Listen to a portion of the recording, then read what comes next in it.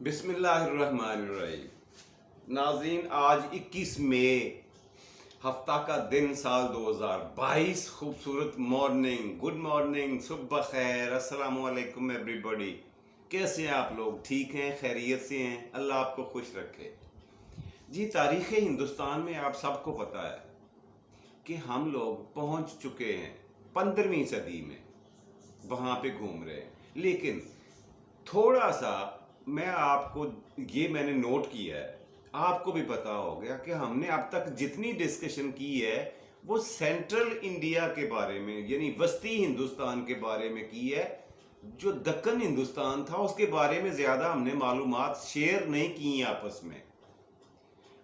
اب یہ علاؤ الدین خلجی کا دور تھا 13ویں صدی میں، جب دکن کا نقشہ میں تھوڑا سا ایک دو قصوں میں آپ کو مختصر کر کے سمجھانا چاہتا ہوں، وہ اس لیے کہ اس کی آگے جا کے ضرورت پڑے گی۔ اس نقشے کا پتہ ہونا چاہیے کہ وہاں پہ کیا سچویشن تھی دکن میں، اور دکن ہندوستان کسے کہتے ہیں؟ بندیاچل پہاڑ کا جنوبی حصہ، جنوب کو۔ یہ میں آپ کو آج پھر مجھے لکیر کے دکھانا پڑے گا کہ دکن ہندوستان کون سا ہے۔ یہ ہے جی، آپ شمال کی طرف اگر منہ کر لیں اپنا اور اپنے موبائل کا، تو یہ دیکھیں، یہ کچھ اس طرح سے نقشہ بنے گا۔ یہ پہاڑ ہے، یہ شمال کا علاقہ ہے۔ یہ کوہ ہمالیہ، اچھا، یہ مشرق ہے ہندوستان کا، یہ مغرب ہے، اور یہ جنوب۔ یہاں پہ ہے وہ پہاڑ جسے ہم بندیاچل پہاڑ کہتے ہیں۔ یہ پورے ہندوستان کو چیرتا ہوا سمندر سے سمندر تک۔ اچھا، آپ اس اپنے موبائل کا اور اپنا رخ اگر شمال کی طرف کر لیں، ناردرن ایریا کی طرف، تو آپ کو سمجھنے میں بڑی آسانی ہو جائے گی۔ اچھا، شمال کو، مشرق کو سنسکرت میں، ہندی میں کہتے ہیں پورب، مغرب کو کہتے ہیں پچھم۔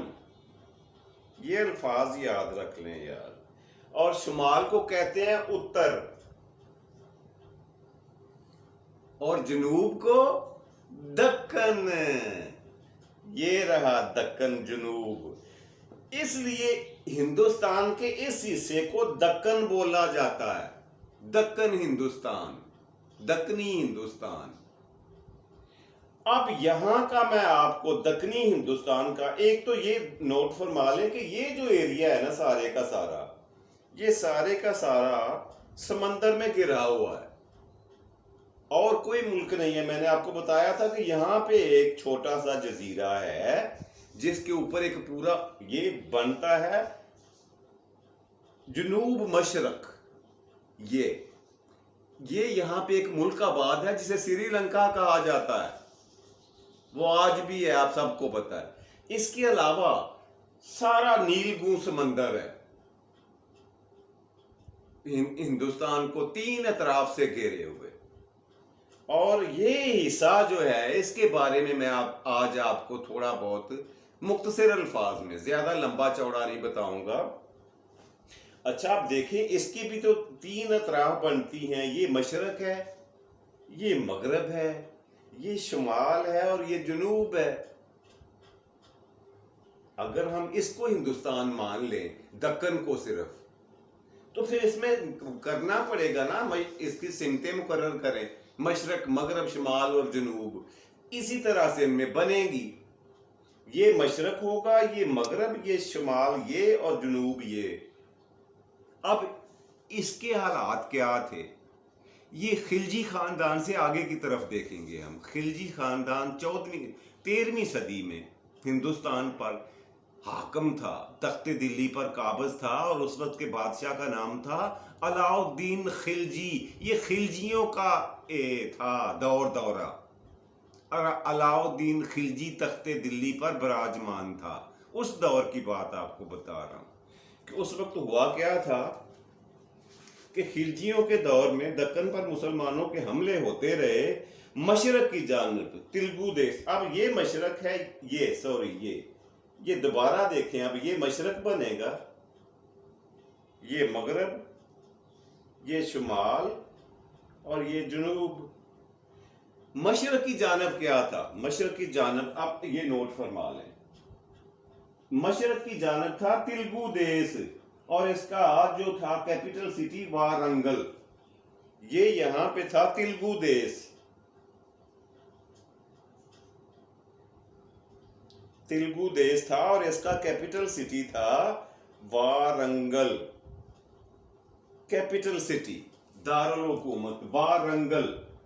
نوٹ فرما لیں، یہ مشرق کی طرف تھا، اور یہاں پر آندھرا کا راج ہوا کرتا تھا. اور تلگو دیش کا جو مشہور زمانہ نام تھا وہ تھا تلنگا. تلگو دیش کا جو مشہور زمانہ نام تھا نا اس ملک کا، وہ تھا تلنگا. یہ نوٹ کریں، تلنگا. تلنگا تھا جی اس کا مشہور نام، اور یہاں پہ آندھرا خاندان کا راج تھا. ایک خاص خاندان یہاں پہ حکومت کرتا تھا جس کا نام تھا آندھرا خاندان. یہ آندھرا خاندان تھا. یہ ہو گیا مشرق. اب میں مٹا دوں کیونکہ دوسری سمتیں بھی آپ کو دکھانی ہیں، لکھ کے دکھاتا ہوں. اچھا، مغرب میں کیا تھا؟ مغرب میں آپ کو بتاتا ہوں. یہ ہم اب بات کریں گے مغرب کی. مشرق کا میں نے آپ کو سمجھا دیا کہ تلنگا تھا ملک، جس کا اصل نام تھا تلگو دیش. تلنگا اس کا نک نیم تھا. خیر، مغرب کی طرف ہم دیکھیں تو یہاں پہ مہاراشٹر تھا. مہاراشٹر، یہ ملک تھا مہاراشٹر، اور اس کا کیپٹل سٹی تھا دیوگری. راجدھانی اس کا دیوگری. دیوگری کے نام سے آپ واقف ہوں گے، بڑا ذکر آیا ہے اس کا بار بار. دیوگری تھا جی. اور یہاں پہ جو زبان بولی جاتی تھی وہ تھی مرہٹی. مرہٹی یہاں کی زبان تھی. یہ نوٹ کریں، لکھتے جائیں، اپنی کاپی پہ نوٹ کر لیں. مرہٹی زبان جہاں پہ بولی جاتی تھی. اب جنوب کی طرف کا جائزہ لیتے ہیں. یہاں پہ کرناٹک ہمیں دکھائی دیتا ہے. یہ دو سمتیں مشرق اور مغرب ہو گئی. اب جنوب کی طرف جب ہماری نظر پڑتی ہے تو ہم کیا دیکھتے ہیں کہ یہاں پہ کرناٹک کی بہت بڑی ریاست ہے. کرناٹک، یہ رہا کرناٹک. اچھا، کرناٹک کا جو کیپٹل سٹی تھا اس کا نام میسور. سی کا مطلب کیپٹل سٹی، اردو میں کہتے ہیں راجدھانی یا دارالحکومت. وہ تھا میسور. یہ رہا،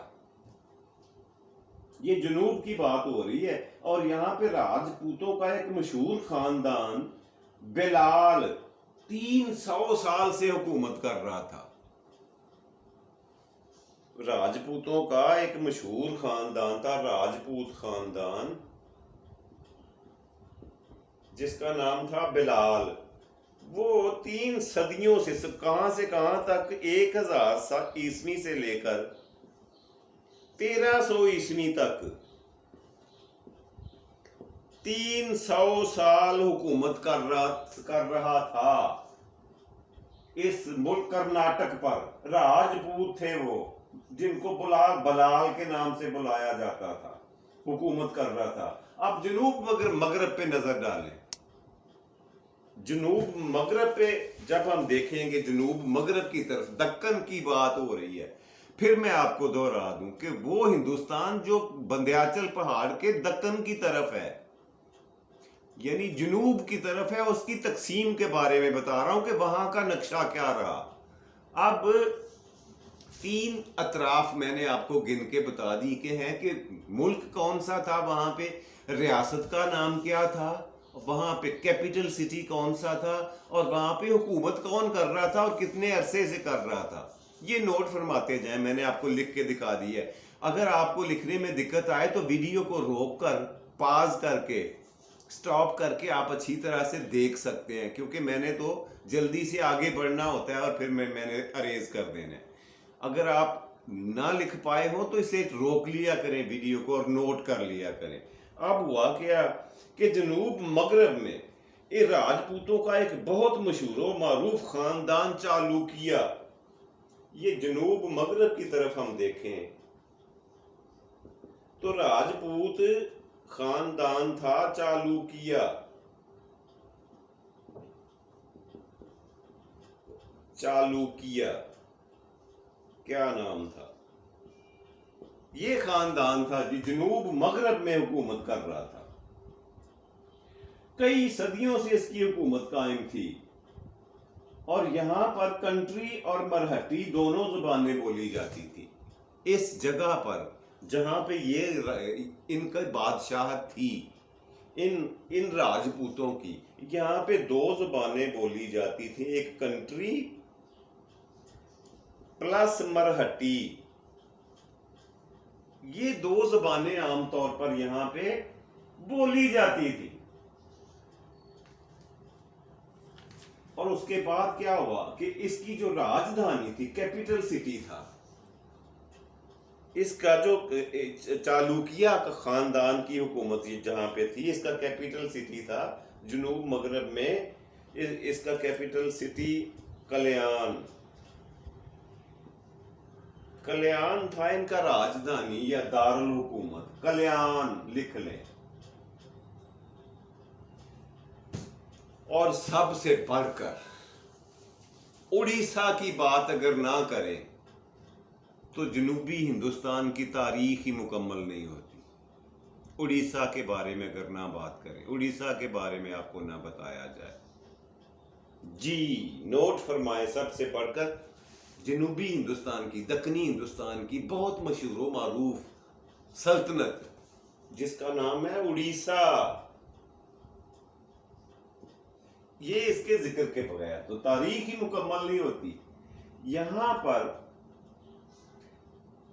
پچھلے 600 برس سے لے کر کیسری خاندان کے راجپوت حکومت کر رہے تھے.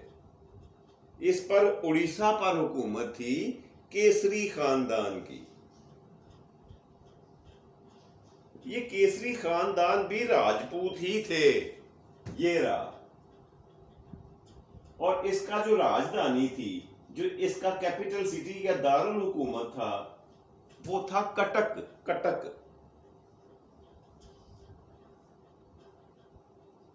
یہ تھا جی ان کا، سی کا مطلب ہے کیپٹل سٹی. کٹک ان کا دارالحکومت تھا. یہ وہ موٹی موٹی ریاستیں تھیں دکنی ہندوستان میں جن کا تعارف میں نے آپ کو چند منٹوں میں کروا دیا ہے، اس لیے کہ اس کی ڈیٹیل میں اگر جاؤں گا تو اس کے لیے بڑا لمبا عرصہ درکار ہوگا، اور مختصر تعارف اس کا کروانا ضروری اس لیے تھا کہ آگے چل کر ہمیں اس کے بارے میں بہت ساری جانکاری لینا پڑے گی. اور یہ آپ کو پتا ہے علاؤ الدین خلجی کا دور تھا، اس وقت کا یہ نقشہ میں آپ کو بتا رہا ہوں، خلجیوں کے دور کا، جب خلجی خاندان تخت دلی پر براجمان تھا. اور وہ دور تھا 1294 سے لے کر 1312 تک، 1312 عیسوی. یہ رہا، یہ خلجی خاندان کا دور تھا. یہ تقریباً بنتے ہیں جی 18 سال خلجی خاندان کے. اس زمانے کی بات کر رہا ہوں جی. تو اس کے علاوہ یہ صرف یہ تو میں نے وہ ریاستیں آپ کو گنوائی ہیں جو نامور تھیں، مشہور تھیں، موٹی موٹی تھیں، چیدہ تھیں، جن کی آبادی، جن کا علاقہ بہت وسیع و عریض تھا.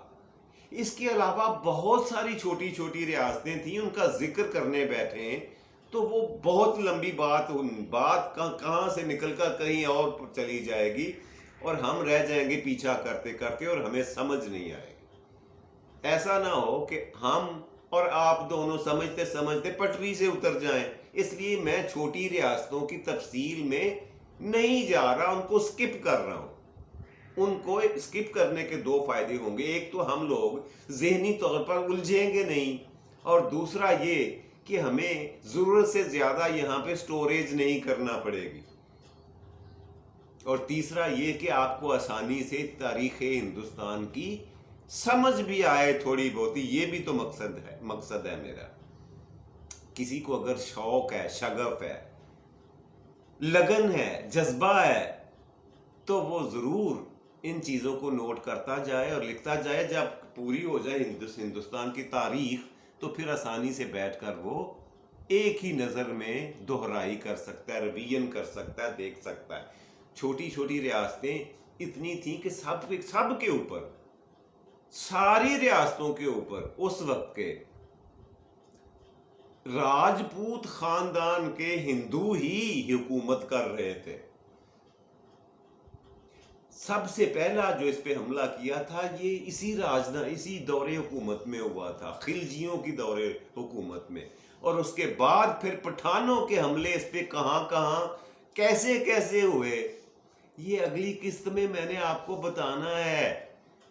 اس لیے یہ ابتدائی تعارف علاقے کا، جنوبی ہندوستان کا، دکنی ہندوستان کا تعارف مختصر سا بتانا، کروانا ضروری تھا، تاکہ آگے چل کے جو میں نے آپ کو اس کے بارے میں بتانا ہے اس کی سمجھ آ سکے آپ کو کہ وہاں پہ نقشہ کیا تھا، میپ کیا تھا، روڈ میپ کیا تھا.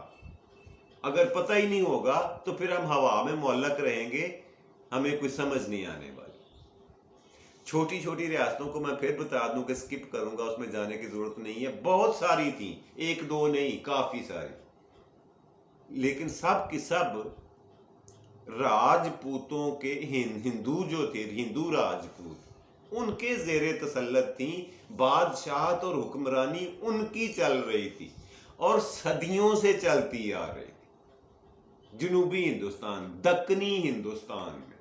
پھر عرض کر دوں آخر میں جی، پہلا سیگمنٹ جو پہلا پروگرام کا بڑا مین سیگمنٹ ہوتا ہے یہیں پہ کلوز کرتے ہیں اور بڑھتے ہیں پروگرام کے دوسرے اور مزیدار سیگمنٹ کی طرف. جی، وہ ہوتا ہے آج کا لفظ. آج کا لفظ بڑا مزیدار ہے، سننے میں بھی اور کھانے میں بھی. میں تو شوق سے کھایا کرتا ہوں، کئی لوگوں اور بھی کھاتے ہوں گے. یہ لکھا ہوا ہے جی، یہ کیا لکھا ہے؟ آپ نے بالکل ٹھیک پڑھا ہے، میں نے لکھا ہے جلیب. یہی پڑھتے ہیں، یہی بولتے ہیں نا. یہ ایک مٹھائی کا نام ہے نا ہمارے ملک میں. کسے نہیں پتا؟ سب کو پتا ہے، ہر جگہ پہ یہ اویلیبل ہے. ہر چھوٹے بڑے گاؤں میں اب تو یہ پڑی ہوئی ہوتی ہے مٹھائی، جسے جلیب کہا جاتا ہے. اس کے بارے میں بتاؤں کہ یہ جلیب کیسے بنا لفظ. اصل میں یہ لفظ تھا جلیب. قدیم ہندی زبان کا لفظ ہے جلیب، یہ لفظ تھا. اچھا، جلیب کسے کہا کرتے تھے؟ اب یہ سننے کی بات، مزے کی بات. پرانے وقتوں میں ہوتا یہ تھا کہ جب کوئی چور پکڑا جاتا تھا نا، اس کی کنفرمیشن ہو جاتی کہ یہی چور ہے، واقعی چور ہے، تو اس کو گدھے کے اوپر بٹھا کر پوری بستی کا چکر لگوایا جاتا. چھوٹی موٹی چوڑی ساری گلیوں میں اسے گھمایا جاتا تھا. اور وہ نقشہ کیونکہ اسی طرح سے ٹیڑھا میڑھا گلیوں کا ہوتا تھا، کوئی چھوٹی کوئی بڑی، کوئی دائیں کوئی بائیں، تو اس نقشے کو کہا کرتا تھا جلیب. کیا سمجھے آپ؟ امید ہے سمجھ گئے ہوں گے. چور کو گدھے پر بٹھا کر گلیوں میں، چوراہوں میں، چرستوں میں گھمانا، جلیب، اس عمل کو جلیب کہا جاتا تھا کہ جلیب کریں جی، اسے جلیب کریں. اور جلیب سے بن گیا جلیب، اور جلیب سے بن گئی اب جلیبی.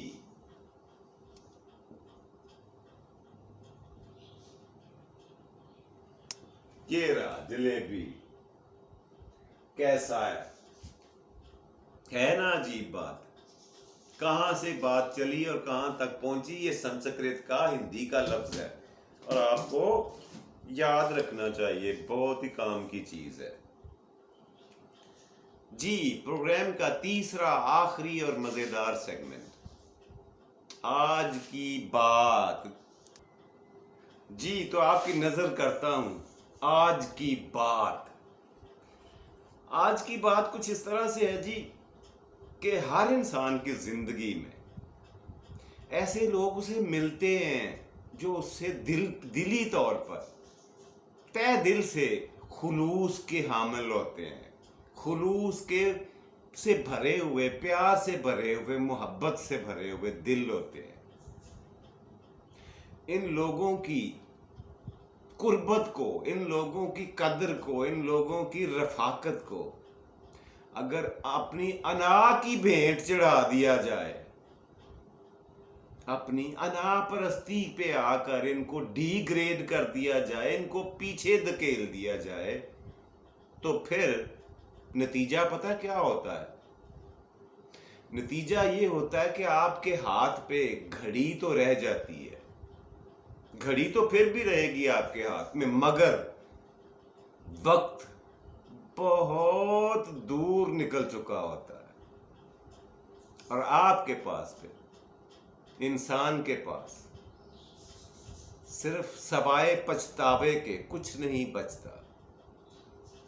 ये आपके अपने हाथ में है, हर इंसान के अपने इख्तियार में है कि दूसरों के, अपनों के खुलूस को अपने सर का ताज बनाना है या उसे अनापरस्ती की नजर करना है। इसकी तशरीह मैं आप पे छोड़ता हूं, मजीद इसकी डिटेल में नहीं जाना चाहता। उम्मीद है आप सारे लोग समझदार हैं और मेरे से ज्यादा समझदार, और मेरी बात को जरूर समझेंगे, सोचेंगे। इसके साथ ही अपने मेज़बान जावेद इकबाल को आज के प्रोग्राम से इजाज़त दीजिए। खुश रहा करें, खुश रखा करें, अपना और अपने प्यारों का ढेर सारा ख्याल रखा करें। अल्लाह सोना आपको आसानियाँ अता फरमाए और आसानियाँ तकसीम करने की तौफीक दे। रब रखा और पाकिस्तान जिंदाबाद।